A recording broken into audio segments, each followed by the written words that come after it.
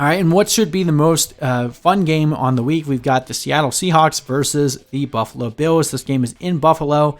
The Bills barely won their game against the Patriots last week, whereas the Seahawks got back on track after losing to the Cardinals. So it should be a pretty fun game to watch here. This should be a high-powered offensive game. This is the highest over-under on the week. We've got a 55-point over-under. Seahawks favored to win this game by 3, even on the road. But their defense has been absolute trash, giving up the most points to quarterbacks the last 5 weeks, the 7th most to running backs. That was a strong point for them for the first part of the season. It has been incredibly weak over the last couple weeks. Giving up the most points to receivers, 24th to tight ends. They just haven't faced anyone with a good tight end, and the Bills don't have a good tight end, so who cares?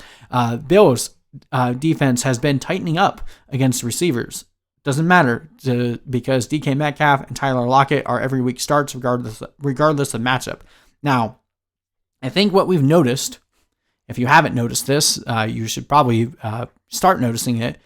The one worry with the Seahawks receivers is it does typically seem like one receiver will have a massive game and the other guy will be meh. So 2 weeks ago, we saw Tyler Lockett have the best game for a receiver on the season, scoring 53 fantasy points, and DK Metcalf was an afterthought.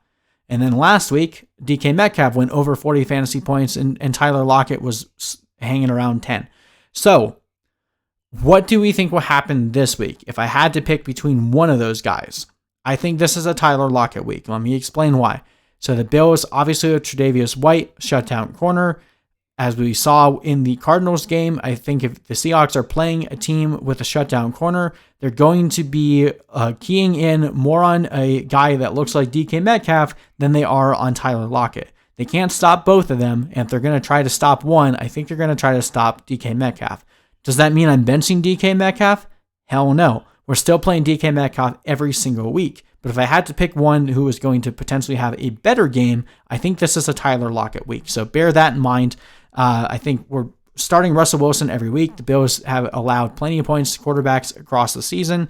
Deejay Dallas is a name to watch. As it stands right now, it's looking like he's going to get the start again. Chris Carson could still jump in and play, and as well as could Carlos Hyde. But through Thursday, they were not practicing, so this is another situation you kind of got to keep your ear to the ground and monitor. I like Deejay Dallas if he is the lone guy in the backfield there again. He looked decent last week, so I think they'll continue to use him a bunch. There's going to be a ton of points scored in this game, so love Deejay Dallas if he's a free square. If Chris Carson is back, then we're throwing Dallas back on our bench. We'll put Carson out there. As I mentioned, we're playing Lockett and Metcalf. Now, in terms of tight ends here, Beasley has started to see his snap and route share go up, whereas Olsen has started to see his snap share go down. It's slowly shifting. I think there's going to come a point in this season that Beasley will be back to a place where we can probably start him every week. I don't see that just yet until Olsen is starting to see more of the touches. It's still more of a dart throw rather than a solid play. But do not be surprised if one of these weeks Beasley goes off for multiple touchdowns. We've seen it in years past. He looks like he's been getting more of those end zone targets. He could have had a touchdown 2 weeks ago against the Cardinals. It just dropped it. So I think Beasley is starting to see enough good looks, especially in the red zone, that he's warranting a start. But if you don't have to, this is a tough defense against tight ends. I would probably try to avoid it if you can. Not playing either defense in this one. On the Bills, Josh Allen has had 3 stinkers in a row. Who could have called that one? This is a good week for Josh Allen. Okay, we should talk more about trades during these games. This is the week. Play Josh Allen. He's going to go off. He's going to have a fantastic fantasy week. After this week, you sell him. Remind people what he did in the first 4 weeks of the season. He's going to kill the Seahawks this week. His schedule gets incredibly tough going forward, and he's been performing poorly in tough matchups. He has plenty more of those coming up. I'm getting rid of Josh Allen if I own him after this week, but not this week. This week, you play Josh Allen, top 5 play.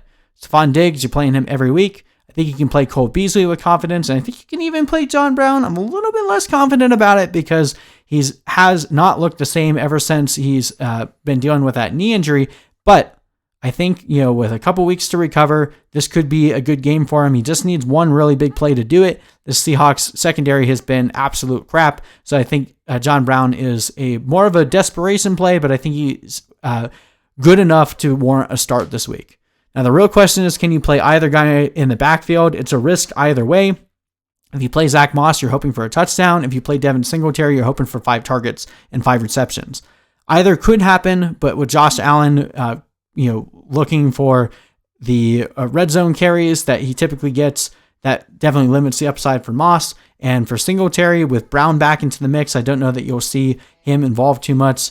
I'm trying to avoid either of these guys if I can, but both are okay starts. Not playing either defense, as I've already mentioned. I think the Seahawks win this one, but I do think it's a high-scoring game.